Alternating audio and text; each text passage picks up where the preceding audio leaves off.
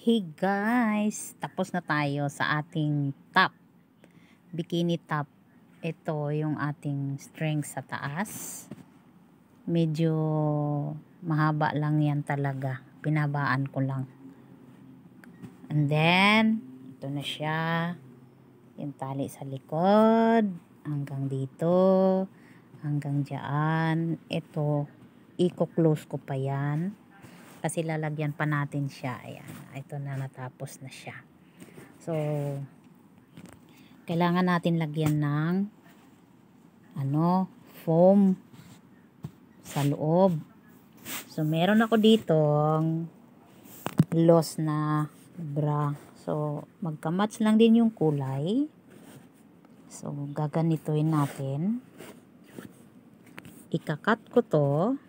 Kakat ko lang tong dulo. Tapos, tatahiin. Ganyan lang siya. Ayan. Ganyan siya. Ayan. Ganyan siya, guys. So, abangan na lang natin ang finished product kasi kailangan ko, 'di ba? Ayan, ganyan siya. Sukat ko kasi ito. And then, itahi ko na lang. Tahi na lang sa loob. Ganyan siya.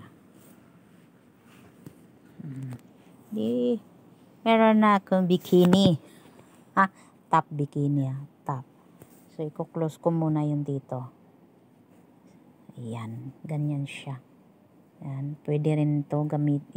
Ikakat ko na lang ganyan. Para itahi. Ayan. Thank you. So, abang-abang lang. Kaya ipakita ko yung finished product natin, guys. So, maraming salamat. Watch and sa panonood sang ating video. Tahiin ko muna. Well done. Natapos din. Natapos din sa wakas. Natapos din sa wakas ang aking top. Bikini top. Ayan guys ha.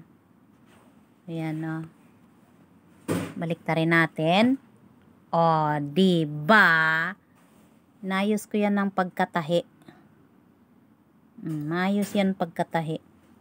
So, ganyan talaga yan. Meron tayong pink na kulay dyan sa gilid. Kasi, yun yung ng ating DIY na cup.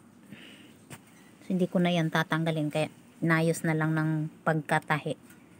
O, ayan na. So, ready na tayo mag-swimming sa banig.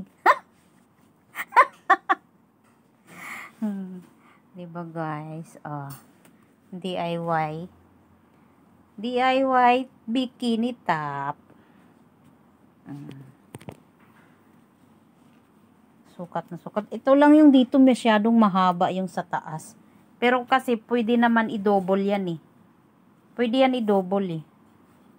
Hindi siya sa likod. Double. Diba? Ayan. Ready na.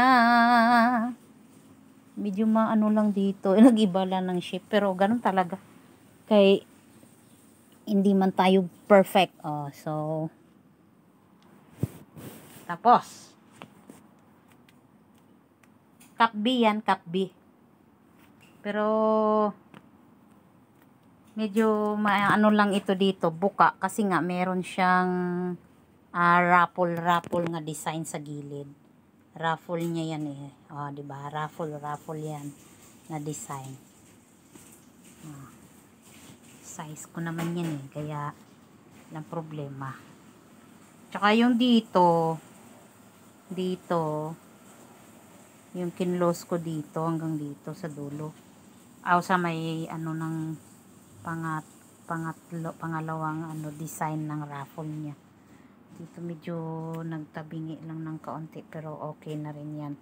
Hindi naman masyadong halata. Ganun talaga yung yarn.